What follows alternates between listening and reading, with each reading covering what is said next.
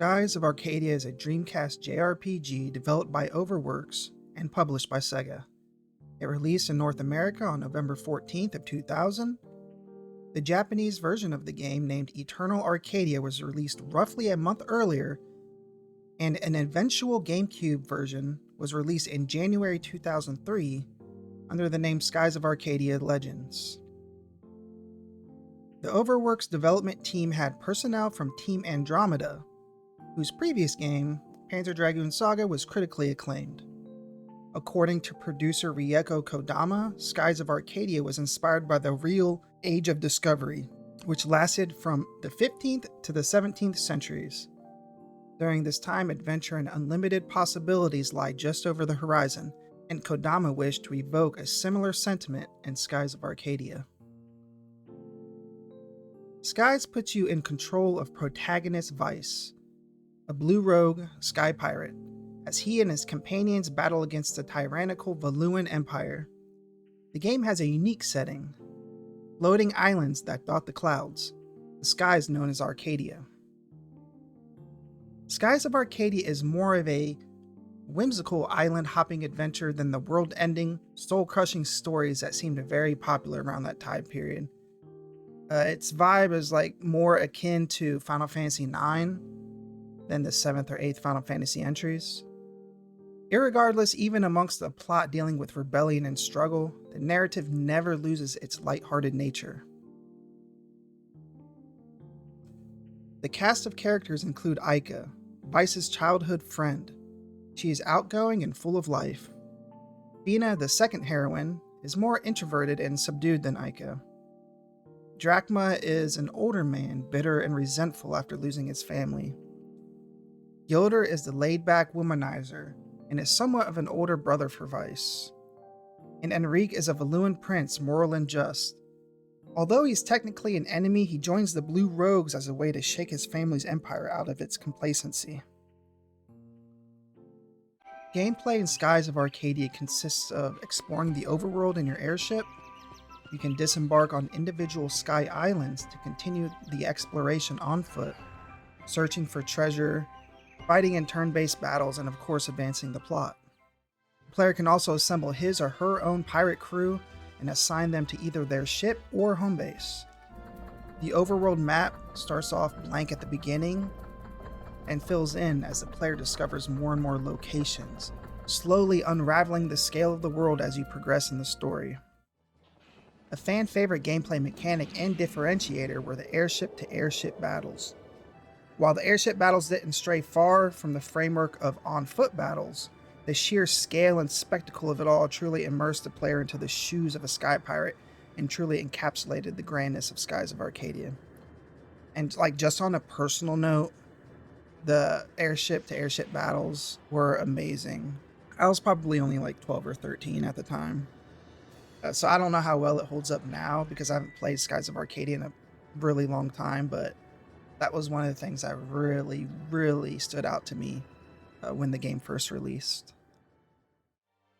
The Dreamcast release of Skies of Arcadia garnered universal acclaim. It stands at an astounding 93 on Metacritic with 0 mixed and 0 negative reviews. The GameCube version released in 2003, receiving less favorable scores, but still has a respectable 84 out of 100 on Metacritic.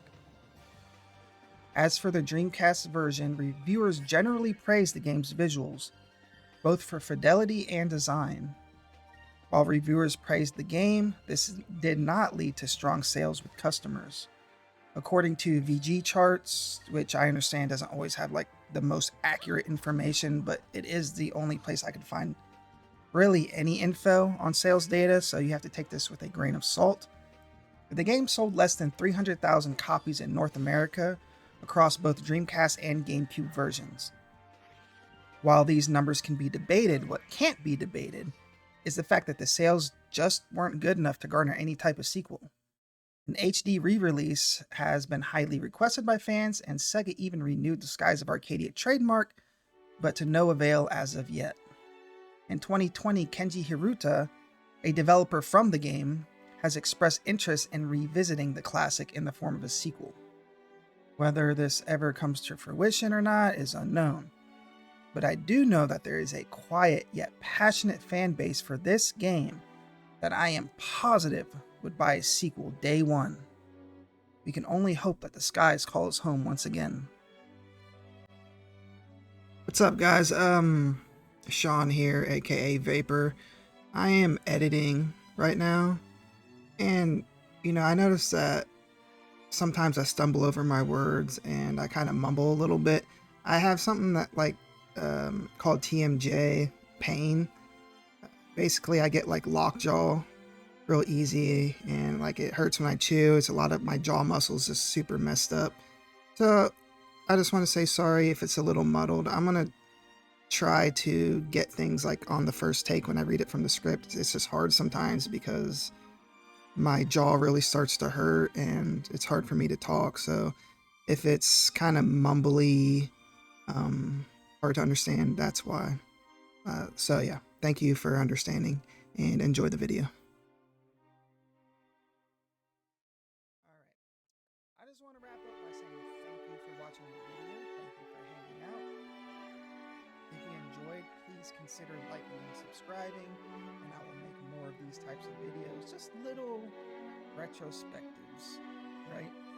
And at the end here, I just want to give you guys a personal memory of mine regarding this game. When I first got this game, and I don't remember who bought it because I was like 12 or 13 when it came out, or 11. But whenever it just magically showed up at my house, I remember putting it in and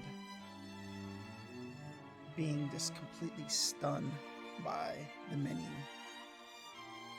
The menu where you have to press start to actually start the game, because the music was so good, and I would just listen to it on loop for the first time was probably like 10 times, but every time I played it, I listened to it at least 2 or 3 times all the way through, because it was just that good. And like, I remember the feeling. I don't remember necessarily what I thought, but I remember the feeling of like, okay, this is gonna be really good, right? When you first hear that and you got it on repeat and you're just thinking, okay, this feels different.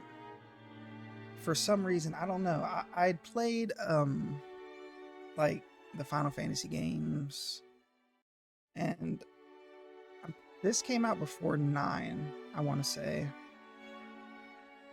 I could be tripping. I don't know. But regardless, I just remember no other game really gave me that feeling of we're about to go on this like big adventure. And that's just what I remember most, that and the ship battles. Let's be real. Yeah, the story was great. Everything about the game I loved, Of course, this is a lot of nostalgia talking, but I don't remember anything wrong with the game. I loved it. I loved it growing up. I still love it now, even though I haven't played it in a while. So yeah, that's a little something from memory lane. Anyways, I hope you guys enjoyed the video.